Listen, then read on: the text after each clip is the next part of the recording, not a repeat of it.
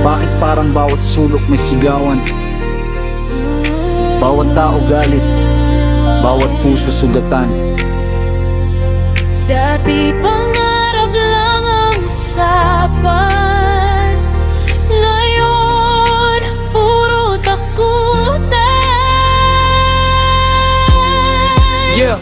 Pagmulat ng mata, puro problema agad. Kabataan na lulunod sa maling lakad. May adik sa kanto, may sindikato sa likod. Habang mahirap kumakayod, ang iba naman nakahiga sa salapit ginto. Sa balita araw-araw may panibagong gulo. Parang walang katapusan ang galit ng tao. Pati sa taas, pati sa pwesto, parang bangayan na lang lagi ang tema ng gobyerno. Nakakapagod na pakinggan ang tangako na paulit-ulit pero walang pagbabago. Habang ang masa pilit na bumabangon pero binabalik pa rin sa kahapon. Bakit ganito ang takbo ng bayan? Puro sigawan, puro siraan. Nasaan na yung kapayapaan? Bakit tila nawawala sa daan? Tatay Digong, marami pa rin naniniwala na noong panahon mo'y mas tahimik ang bansa. Ngayon kaliwat ka na ng kaguluhan, parang wala ng katapusan. Sigaw daw sa lansangan, Bakit parang hirap na hirap ang bayan? gusto lang naman ng kapayapaan At gobyernong tunay na nararamdaman. Traffic sa isip, traffic sa daan, panti pangarap tila unti-unting namamatay na lang. Mga kabataan naghahanap ng gabay, pero maling kamay ang siyang nakaalalay. Corruption parang halamang di mabunot, habang mahirap lalong nalulubog sa lungkot. May mga leader na puro salita, pero kulang sa gawa kaya walang pag-asa. Hindi mo masisi kung bakit may nangungulila sa dating tikas ng leader na matapang magsalita. Kasi ang gusto lang ng tao ay seguridad, hindi yung puro takot at kaguluhan sa paligid.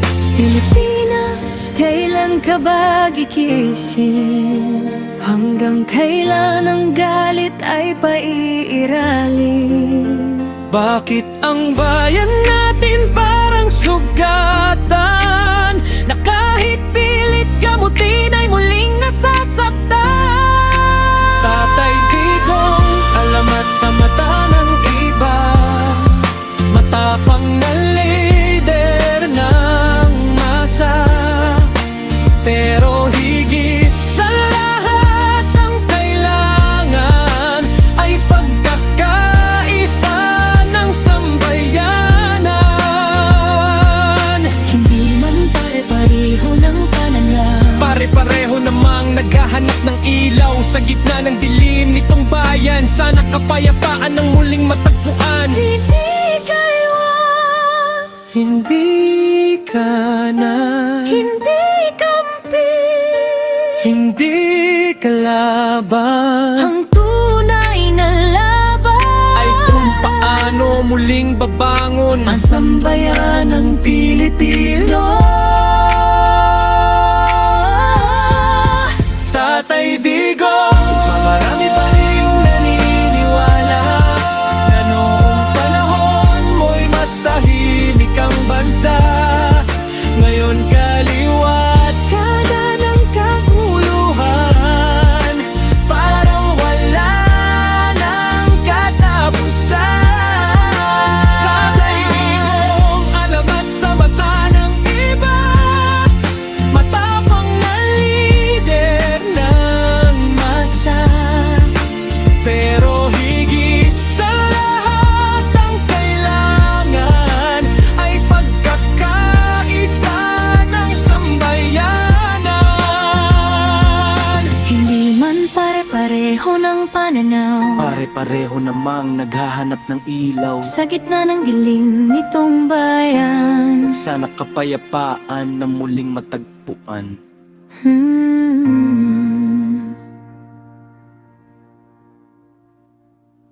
Hindi kaliwa, hindi kanan. Hindi kampi, hindi kalaban. Ang tunay na laban ay kung paano muling babangon ang sambayanang Pilipino.